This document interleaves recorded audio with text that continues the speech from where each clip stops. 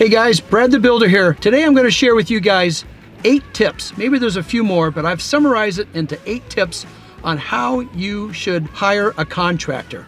Now, whether you're going to build a house, remodel a shower, do a kitchen, it's pretty much all the same. So there is a method to this madness, and I'm going to go through each step that I feel is most important after my 35 years of experience and dealing with probably well over 600 homes I've built, which means I've probably dealt with 1,000 people. You don't get every job.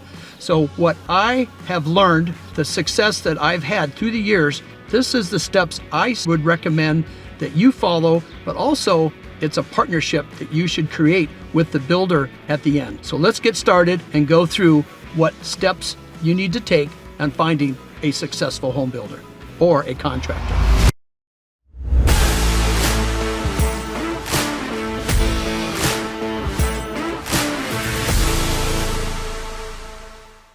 All right, number one, guys, communication.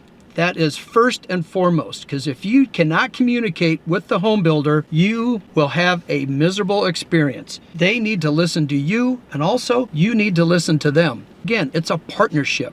And when I say communication, are you guys one fit personality-wise? Do you get along? Because this is a relationship that's going to last as long as a job, and actually what people forget, it's a year after, because there should be at least a year warranty on any job a person does. There's got to be something behind it, and that's one of the steps in here as well, but I'm getting ahead of myself. So communication, do you guys get along? And 2, does he have ideas of his own that he needs to share with you? Because he's in the business and does this every single day. You guys, this is something very new to you. You're very excited. You want some new things. A lot of times you don't know what you don't know. I try to help people to protect themselves from themselves, because one, there's lots of new products out there. Why would you want to start a remodel or build a house on a plan or a home that you saw that's 5 or 10 years old?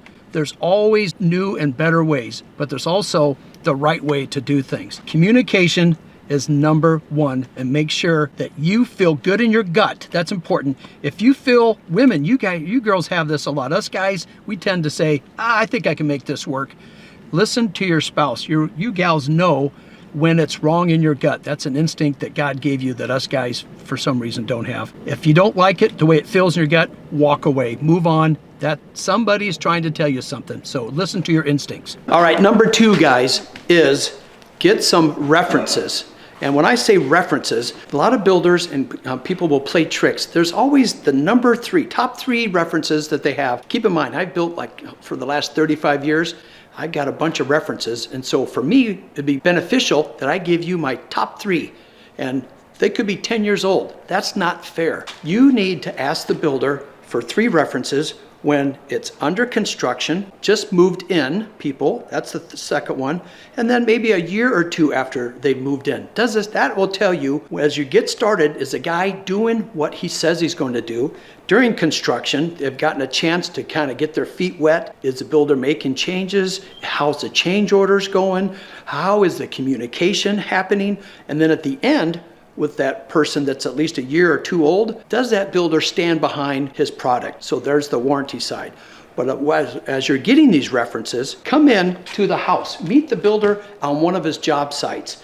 And when you're doing that, you can kind of get a sense of what the construction looks like. You may not have knowledgeable on it, but maybe ask the builder, say, tell me what you like about this fireplace framing. Tell me what you like about these windows, because there's a lot that goes into the house. And just as important, and I'll take you as a sidebar to this, meet with some subcontractors, maybe off to the side without the builder, because these subs work with not just one builder, they work with multiple ones, and they'll tell you who is a good builder and maybe who is not. So let's go find Tom the trimmer is here. I want to hear his thoughts on this, so let's go find Tom. All right, Tom the trimmer, I found you. I bet. Okay, I'm doing a talk on picking out builders with the references, right? So I don't know any good builders. Don't know any good ones? That's because What about me? What happened? I got to pay him so that he will give me good references. What I'm telling the viewers here and the people is that when they're interviewing builders, I think it's important. A lot of people do not do this, and I do it as a builder. I talk to different subcontractors to find out who is a good subcontractor. With that, you being in the business for how many years you've been doing this, Tom? Close to 40. 40 years? You Well- don't look like you're that old. 87. 87? Oh my God, who'd ever thought we could say that? That's 37 years. Is it? 40, you're getting 35, 30, yeah. Anyway, you guys do the math. What I'm suggesting people do is that they go out and maybe meet with some subs. If they come onto a job site and they saw a couple subs, what would you tell the homeowner if they asked you, okay, Tom, we're looking for builders.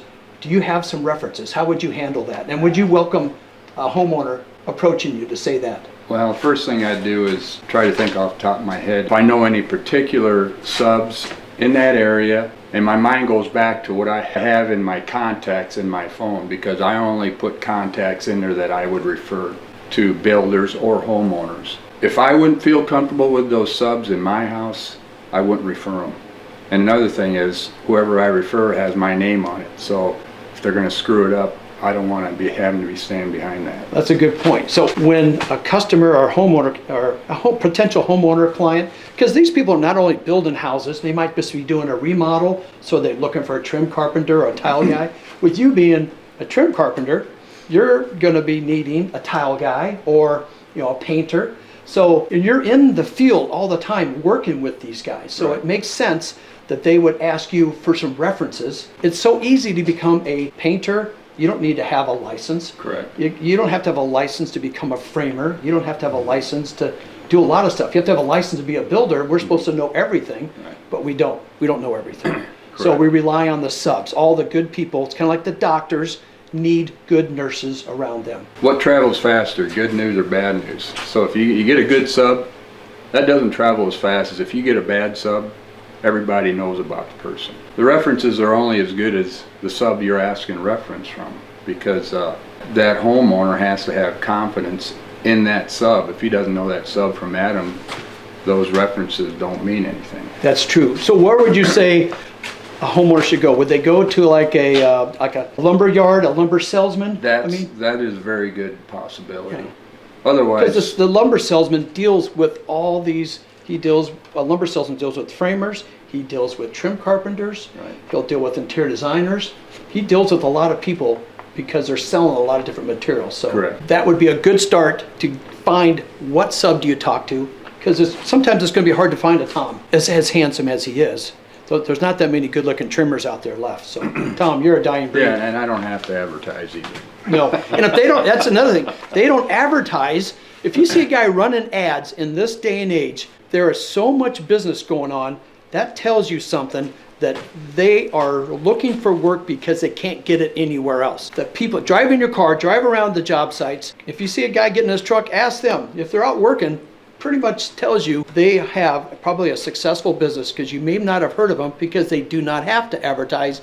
They got enough business from builders because of the good work that they do. Thanks, Tom. You're very welcome. Get back to work. Your break's over. Well, I have a meeting with you. Oh, you have a meeting with me? Oh, here it is. Here's my notes. Let's follow Tom. We got a meeting. I got to take a little break and we'll get back to this. Oh, I got to go. One more subcontractor I want to talk to you guys about how we get references. We're coming in the shower. Jay. Hello. So Jay's my tile guy, and that's all you do is pretty much tile. I do a little bit of wood floor and LVT, but Okay. tile mainly, yeah. So reason why I bring that up, last thing you want is, we're talking about subcontractors giving references. How do we find a good subcontractor? So if one guy is a jack of all trades, you want specialists, especially when we do high-end homes. I've hired you to do tile. I mean, there are some floors, but I'm not hiring you to install cabinets, Right. paint, do all that. So it's getting people that are specialists in what they do. How I found you is through one of my other good buddies, Wayne, Yeah. who has been a subcontractor of me for a long, long time, and he gave me your name it took me a while before I gave you a call. Because Yeah. as a builder, if I have people that I like, that are doing a good job, I keep with them. Right. So it took for someone to screw up for me to get to you. So sometimes that's a disadvantage to you. Right, but that's something I look for in a builder is, if they're skipping around to different contractors, and why are they having to do that all the time, Yeah, it's kind of like the guy that Lance Romance, it's always dating around, never commits. Right. So that's good to know that you subs, I feel that's important, that I commit to you guys as part of my team. Right. Even though you're not an employee, you're a subcontractor, yet you're part of the Brad the Builder Architecture team, knowing that the next job you're going to get. I'm not beating you up on price. Right. So that's important. Don't beat these guys up on price. I find that the Jays of the world and the Toms are master craftsmen. They may not be the greatest businessmen, but I don't care about that. I want their craftsmanship first, and then I will work with them on the business side. Sorry about that. See, he's already got another builder calling you, wanting some work. Thanks, Jay. You're by the way, you're doing an awesome job in the shower. And it's just the little details like this. I'm trying to get it all centered on there, right there, because it's just by 45 to all the corners, you know. Okay, and that's a Schluter edge. Yep. Say that fast with that Schluter. But that's what gives it a beautiful detail. Typically, those used to be a beveled edge. You had to come in, or they didn't make a bevel, you got to grind it. So this really makes for a nice finish. So. And it's not finished yet. I'm still moving it all around and everything in there. It's kind of a larger niche, so. But you've been camping out in here for quite some time. Yeah, but I'm getting to the point where after today, I'm pretty much not going to have anything to do. I got, we got to get this plumbing fixture in and some drywall right here. Okay, I got the drywall, guys. I'm surprised they're not here. It's supposed to be here today. Okay. So I got to make that call. Yep. So communication, back to that. I need to communicate with these guys, and they need to communicate with me, so I can keep the house moving and keep the homeowner happy. So that's back to that, not only communication with the homeowner, but does the builder communicate with the sub? I think another big thing is your contractor needs to be able to somewhat deal with the homeowner too. You have to be able to trust the guy that, like this homeowner, she went and bought tile for her ceiling and we coordinated it all together, And you got to know that that's your contractor's not going to do something weird or something, trying to screw your customer over or something. You know what I mean? It's a group. Right. Everybody's on the same team. This homeowner's more involved than most. Right. Right. So we understand that, and but it's all again communication. It's like buying real estate. Location. So thanks, Jay. Yep. All right, man. I appreciate it. All right, let's go check on some more stuff. Hey, Eugenio, do you want to be on the video and talk to people about how you would recommend subs? Eugenio.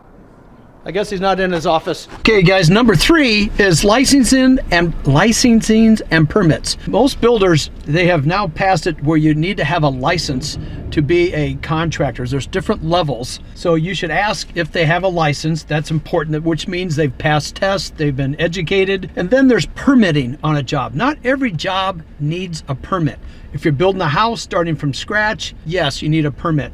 But if you're remodeling, and you're just like painting your kitchen and maybe redoing some cabinets and some flooring, that does not require a permit. Typically when you're into things like plumbing, if you're changing faucets out, no, but if you're demoing and getting new electrical and maybe doing some new plumbing, that's when you need a permit. Sometimes too, every city's a little bit different, but if you're putting a roof on your house, roof is a lot of times you'll need a permit for that. Decks in my area, I need a permit. So check to make sure your contractor is pulling permits when necessary, and sometimes, like again, it's not always necessary.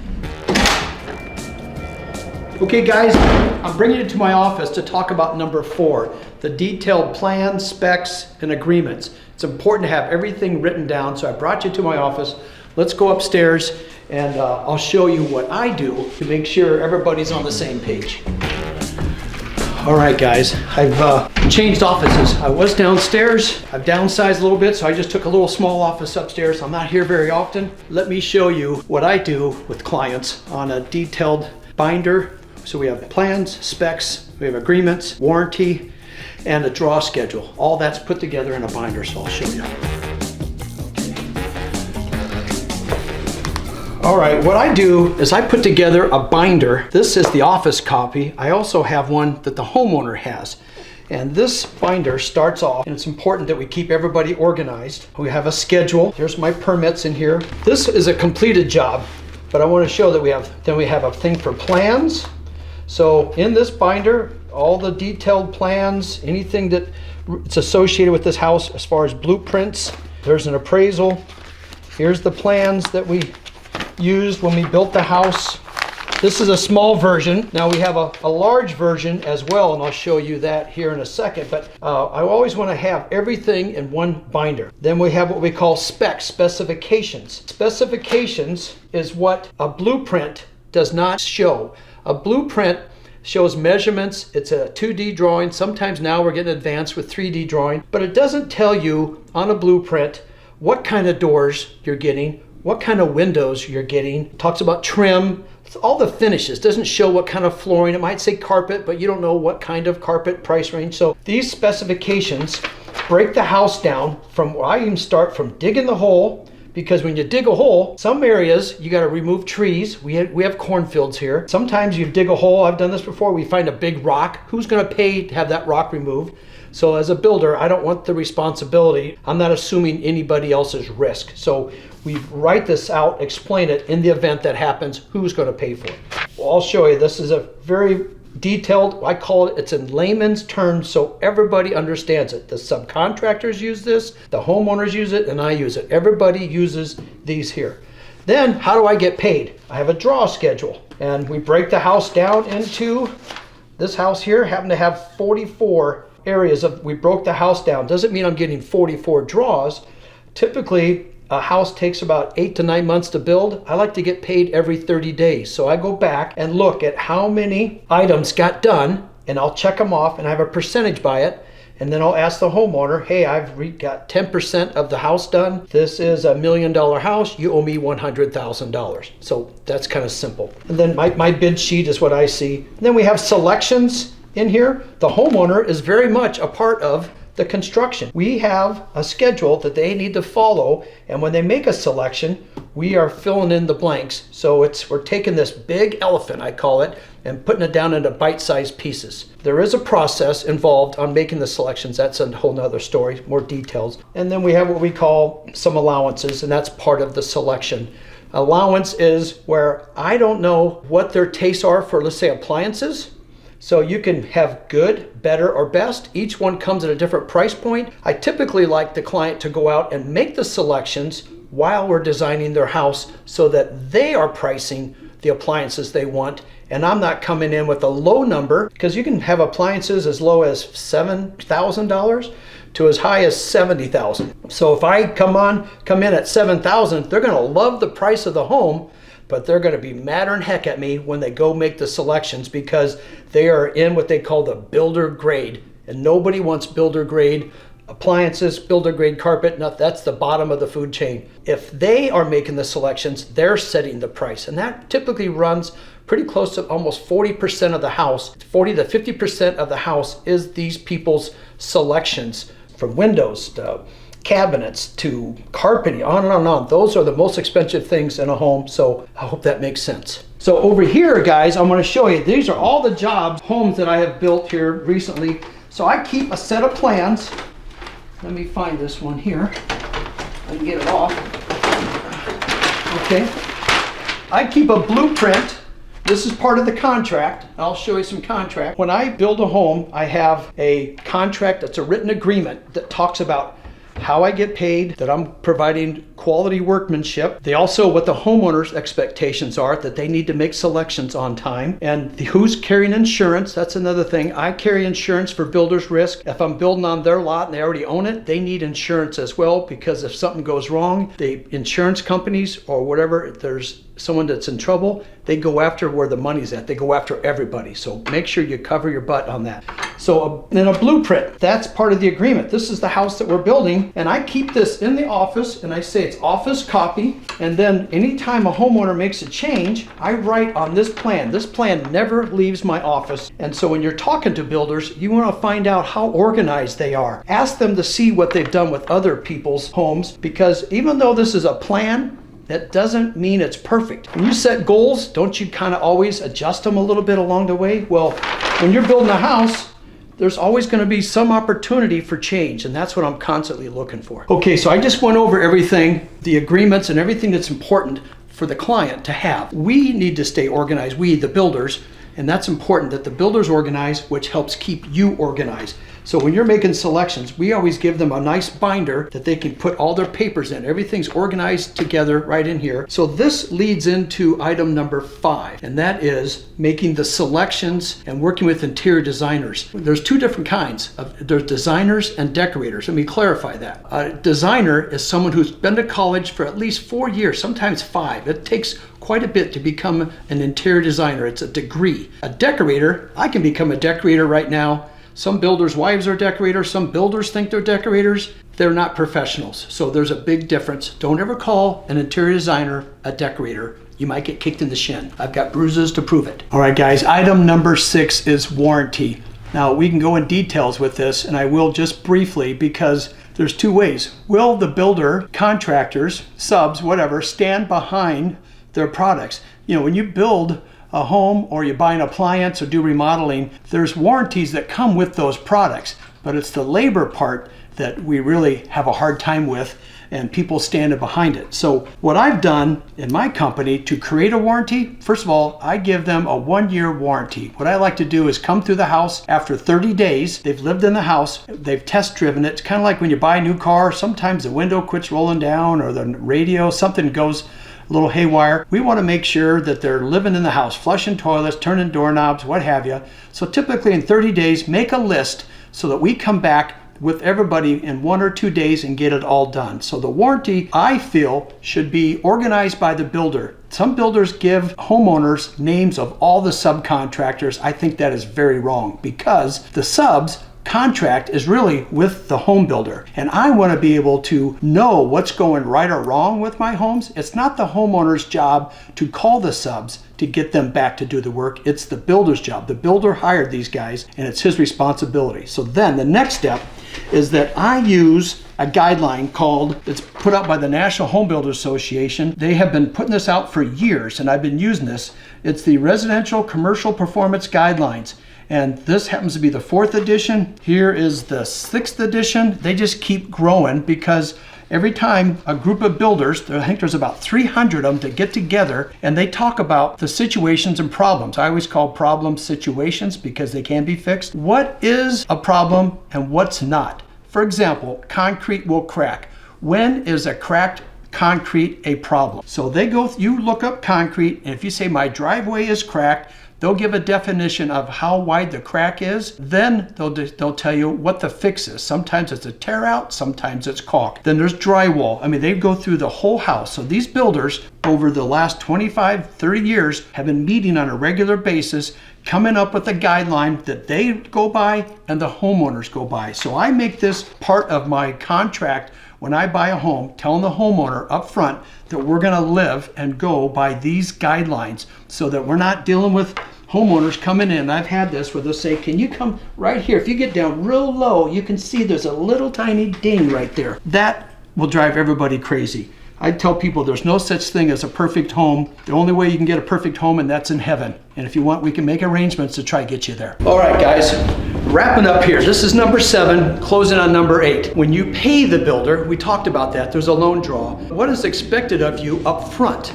A lot of people, there's plenty of war stories where they've given builders deposits, subcontractors, subs deposits to do work on their house, and then they disappear. So that's where you kind of do a background check on what leads into. So we're making sure you're working with a true quality business person. So I typically, as a home builder, I get anywhere from about 5 to maybe 10% down, because I use that money to start taking out, pay for the blueprints, I have to pay for permits, and then I got to get the job started where I'm putting in the foundation, getting things going. I like to pay those guys as quick as I can. So it's all about cash flow, keeping the job going. If you're paying the subs at a fair price on time, you're gonna get the best guys in the business. So it's real important, but don't pay the builder $100,000 up front and then the guy says, I'll send you a bill when I need more money. That is not a business person. Go back to the draw sheet we talked about. He should be paid for performance. Very important. If he gets the work done, pay him right away so he can pay the subs, because otherwise he is now financing your house and you don't want to be paying him too much money where you're financing all his toys. Okay, so last but not least, number 8. Well, hold on, back up. Before we finish number 7, to dot our I's and cross our T's, Make sure your builder gets lien waivers. So what that does, every time I pay a subcontractor, I stamp the back of my checks that says this guy is paid in full. I also send out a document, a piece of paper that says I paid him for this job and he cannot come back and put a lien on your house. That's something that's real important. If you're working with a bank or a title company, they will help you with that. So this sounds complicated, but this is very common business when you're dealing with subcontractors and builders, okay? All right, the last thing, number 8, ties us all together is really working well together. It's a team. It's not you against the builder. It's not builder against you or the subs against the homeowner. It's gotta be a group where you're agreed to work together for the greater cause of building you and creating a beautiful home, kitchen, whatever it is. So communication lines stay open, pay for when the job is done, pay on time, make sure that the builder is organized and he has good references. You guys will have a wonderful experience. And the key there is communicate, treat each other with respect, and the job will work out fantastic. I have plenty of customers that love building a home. They're glad that it's done, but they're actually, believe it or not, they say they're sad the process is over. So that tells me that we've done a great job, took the fear factor out of building homes and made it a wonderful, enjoyable experience, and it can happen to you too. So do your homework, reach out to me guys, give me comments, let me know what you think if you like this kind of content, and I will see you guys on the next job site.